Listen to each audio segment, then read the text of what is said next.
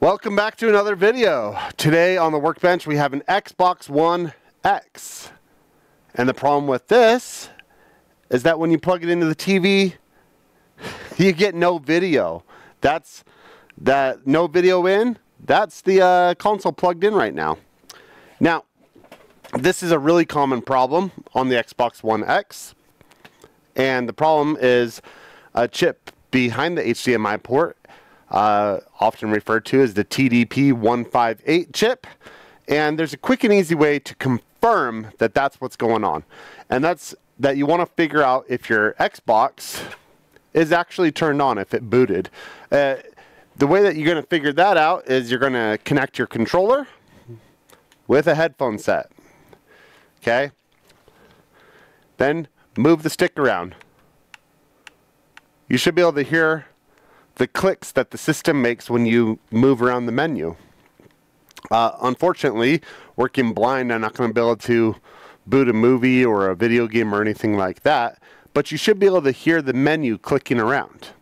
If you don't, the chances are far greater that you have a bad hard drive, because a bad hard drive won't allow the system to boot either or display anything on the screen. Because on this case, we do hear the menu clicking around with the controller through the headphones, we know what we're going to do when we get in there. So the first thing we got to do is open up the system, and then we'll show you what we're going to do there. Okay, here's the motherboard out of the system, and we're going to go under the microscope. And where this is located, of course, is behind the HDMI ports. So here's your HDMI output. And we're going to come back just a tad, and it's this guy right here. That's the culprit. So we're going to remove that by heating from underneath at probably like 480 degrees, and we are just going to swap that out real quick.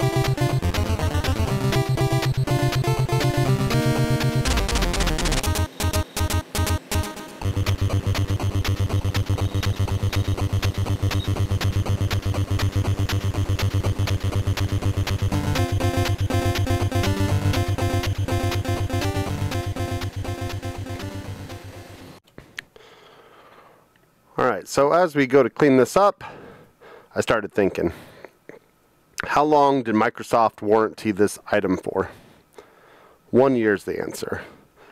Now, if this happened within 1 year, you could have sent it to Microsoft and they would have fixed it for free or replaced it, whatever they decided to do. After that, they're going to charge you. They're going to charge you a lot more than most local independent shops will charge you. And you know something I run into a lot, not as much with the repair side of the business, but with the retail side of the business. And that is the expected warranty on used items. Microsoft stopped warranting this. Let's see, hang on. Okay, I got the little back panel. This was manufactured, it's a little worn out, but I can make out 2017. So sometime in 2018, Microsoft said, we're done. We sold you a brand new item, we built it, and after 1 year, we're done. So now it's 2014 at the time of this recording, 6 years later. So here's what I run into is, we warranty used items in the store for like 30 days. And people expect a lifetime warranty. They'll bring something back over a year later saying, I bought this here and it stopped working. Like, congratulations. That's the risk of buying something used. But even if it were new, after a year, you'd be shit out of luck. I mean, I actually today, this wasn't a sale, this was a repair service. Someone had broke their PS4 HDMI port. And same story. It's just as old as this. Sony washed their hands of it a long time ago. And not that they ever would warranty a broken HDMI port anyway, because that's always goes down as customer abuse. But this dude paid us to fix his HDMI port on his PS4 2 years and 2 months ago. Brings it in today with a broken HDMI port. And he says, I had this fixed here before. It's like, and it's like he's trying to imply like it should be free, it should be covered or discounted or something. And it's like over 2 years ago, over 2 years, the company that built it only gave you 1 year, and then you broke it, and then the company you paid to fix it over 2 years later, you want to imply is go ahead and say it, man. Do you want me to fix it for free? Is that what you're getting at? After 2 years? Like, I'm going to tell you something. If it was faulty install, it would have happened a lot faster than 2 years. After 2 years, you broke it again. Mind you, you're the one who broke it in the first place. It's not a fault of the design of Sony or the craftsmanship of the tech you paid to fix it. It's you, bro. Like, you broke it the first time and you broke it the second time. And even if it were my fault, after 2 years, get out of here with that. Yeah, I mean, get out of here with that. But people do it with purchases all the time. It's like they think they're going to get a forever warranty in a second-hand store. It's bewildering. Oh my gosh. Okay. Anyway, this install of the chip is done. And so I'm going to put this back together and we'll hook it up to the monitor and see if it works. I'll bet that it does. Okay, here we have it mostly assembled, which is how I do. I'm still thinking about my little rant, and maybe it falls on deaf ears, but at the end of the day, how do you hold a second-hand seller of a product liable for, like, they're not the ones who built it, right? Like, Microsoft built this thing. How are you going to be mad at the company that sold it? I mean, if it's dead on arrival, then I get it. Like, they should have done their due diligence to make sure that it worked in the first place.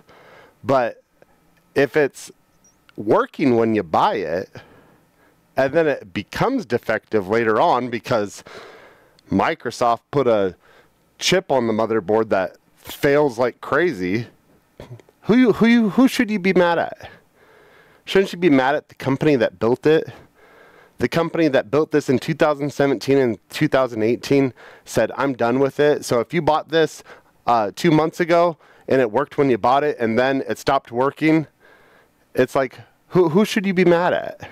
The company that sold something that was 6 years old, 7 years old, and it stopped working 2 months later, or the company that built it, or just, is that kind of the risk of buying used stuff? Or is it that Microsoft used to make quality things because original Xboxes always work, the 360s generally work, and the Xbox Ones are pieces of crap that always break, and now the Series X and Series S are riddled with problems? I mean, who should you be upset at? Nintendo used to make the Nintendo 64, and you could drop kick it across the room and then throw a TV on top of it, and I'm talking 1990s TVs, and it would work fine. And then the GameCube was pretty good. GameCube's finally at a lifespan where some capacitors are starting to fail, but they were good, reliable machines. The Wii, the lasers kind of went out a little bit early on those, but still they lasted a good decade before they had problems consistently. And then they got the Nintendo Switch, and it's got 24 common problems. People buy them, and they break inside of the first year. It's crazy. Hey, look, it works. And I just realized that the corner of that thing was covering my face. Oh well. If you found this video helpful, subscribe to my channel. I went through how to troubleshoot why your Xbox One X wouldn't be displaying video. You need to determine if it's turned on, if it's booted or not, because if it didn't boot, it's probably the hard drive. If it did boot, then it's probably that chip that I showed you how to install. You could probably see from the video that it looks pretty easy to install, and frankly, if you have experience in micro soldering, it probably is pretty easy, as long as you have the right tools. Now, if you don't have a hot air station, you don't even have a good pair of tweezers, you don't have Flux, buddy, you're going to have a hard time doing this, okay? I did this job for someone once who tried to use a torch to remove that chip. He melted the chip to the motherboard. I mean, hey, whatever, dude, it's your stuff, do whatever you want, but quite frankly, if you don't have the right tools, it's probably not a good idea to approach a job like this.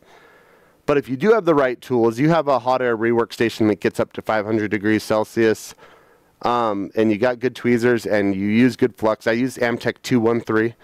That's probably not too hard of a job as long as you understand the correct technique. I showed you the technique that I'm happy with. There's lots of techniques to do it. First time I did one of these, I watched someone do it on YouTube, and they made it look easy, and it was really hard for me. I don't know. I mean, that's kind of where the thing, like, if you have the right tools and you have the right experience, you know, removing a SMD chip like that, regardless of how much heat the board takes, it's probably not going to be too hard. But if you're a novice, you don't have experience, that is a hard board to get that chip off of. The TDP 158 is notoriously difficult to get off. It uses a lot of heat. Like, I said 480 at the beginning of the video. I eventually cranked it up to 500. I was basically maxing out my tool's capabilities to get that chip off. And it's because it's, you know, it's right in the middle of the board. So the board has to get to the same temperature as melting solder for that chip to come off. And so you got to be able to pack a lot of heat on there. Okay, this thing, you're going to use it without a nozzle. You got to pump as much heat on there as possible because the nozzle is going to restrict heat.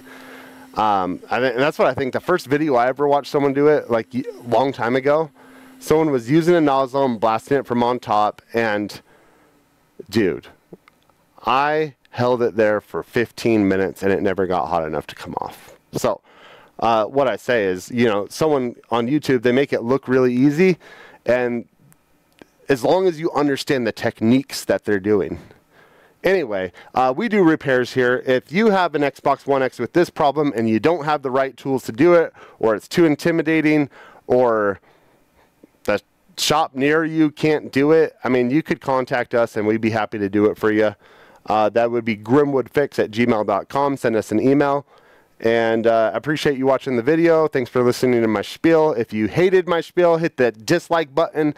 If you liked my spiel or you liked seeing the repair, give me a thumbs up and hit the subscribe button. That's all I'm really going for at this point. Appreciate you. Thank you for watching.